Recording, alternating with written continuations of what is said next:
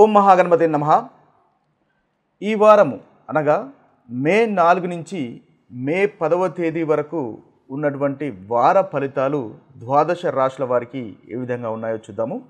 ముందుగా మనము ఈ వారంలో ముఖ్యంగా ఉన్నటువంటి గ్రహస్థితిని గనక ఒకసారి గమనించినట్టయితే ఈ వారంలో ముఖ్యంగా మనకి కుజుడు కర్కాటక రాశిలో సంచారం చేస్తున్నాడు.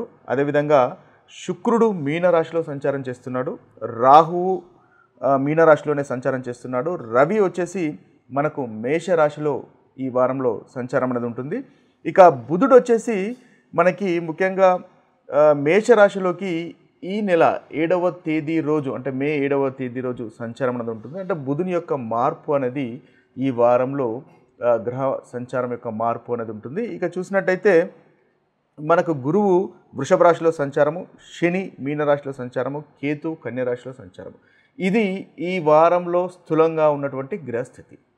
ఇక చంద్రుడి యొక్క గ్రహస్థితిని కనుక మనం ఒకసారి గమనించినట్టయితే ముఖ్యంగా చంద్రుడు మనకి కర్కటక రాశి నుంచి కర్కటక రాశి, సింహరాశి, అదేవిధంగా కన్య రాశి, అదేవిధంగా తులా రాశిలో సంచారం అనేది ఉంటుంది.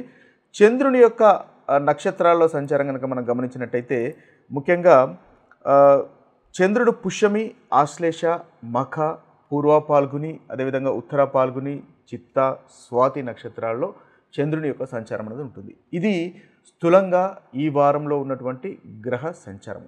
ఈ గ్రహ సంచారాన్ని ఆధారంగా చేసుకొని మనము ద్వాదశ రాశుల వారికి ఈ వారంలో ఎలాంటి ఫలితాలు కలుగుతాయో చూద్దాము.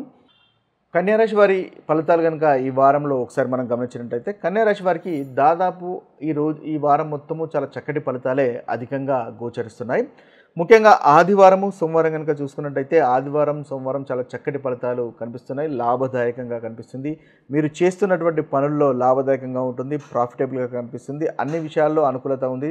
ధనార్జన కనిపిస్తుంది. వృత్తి వ్యాపారాల్లో అభివృద్ధి అనేది కనిపిస్తుంది. దాంపత్య జీవితంలో ఆనందము సంతోషం అనేది ఉంటుంది. బంధువులతో కూడా ఆనందంగా సంతోషంగా ఉండేటటువంటి అవకాశాలు మనకు అధికంగా మనకి కన్యారాశి వారికి ఈ మొదటి 2 రోజులు అనేది కనిపిస్తుంది.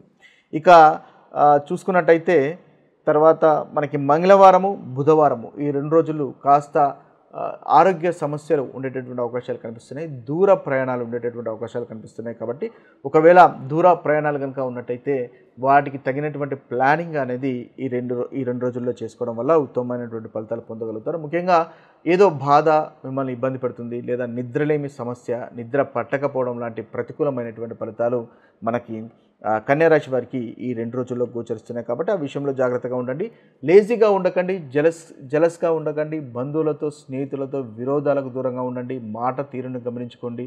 కాస్త కఠినంగా మాట్లాడేటటువంటి అవకాశాలు ఈ 2 రోజుల్లో కనిపిస్తున్నాయి. కాబట్టి ఓపికగా ఉండండి, సంయమనం పాటించండి. తద్వారా మనకి కన్యారాశి వారికి ఉత్తమమైనటువంటి ఫలితాలు ఈ మంగళవారము బుధవారము కలుగుతాయి. ఇక గురువారము శుక్రవారము శనివారం ఈ 3 రోజులు కన్యారాశి వారికి చాలా చక్కటి ఫలితాలే అధికంగా గోచరిస్తున్నాయి. కార్యసిద్ధి అనేది ఉంటుంది. అంటే మీరు ఏదైతే పని చేస్తున్నారో, ఏదైతే పనిని మొదలు పెట్టారో ఆ పని పూర్తి అయ్యేటటువంటి అవకాశాలు మనకు అధికంగా గోచరిస్తున్నాయి. వృత్తిలో అభివృద్ధి ఉంటుంది.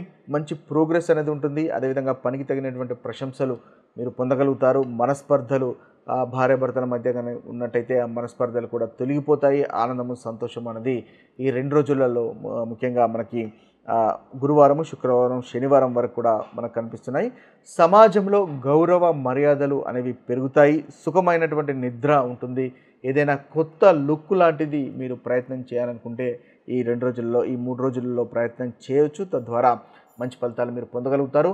తృప్తికరమైనటువంటి భోజనం ఉంటుంది. మంచి కుటుంబంతో ఆనందంగా సంతోషంగా గడిపేటటువంటి ఉత్తమమైనటువంటి ఫలితాలు మనకు కన్యారాశి వారికి ఈ 3 రోజులలో గోచరిస్తున్నాయి.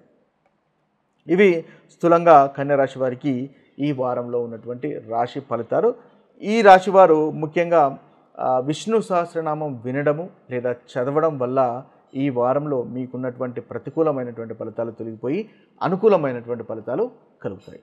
ఇవి స్థూలంగా మనకు ఈ వారంలో ఉన్నటువంటి రాశి ఫలితాలు. మరొక వీడియోలో మరొక రాశి ఫలితాలతో కలుద్దాము. అదేవిధంగా మరొక మంచి టాపిక్తో ఆస్ట్రాలజీ సంబంధించినటువంటి టాపిక్తో కలుద్దాము.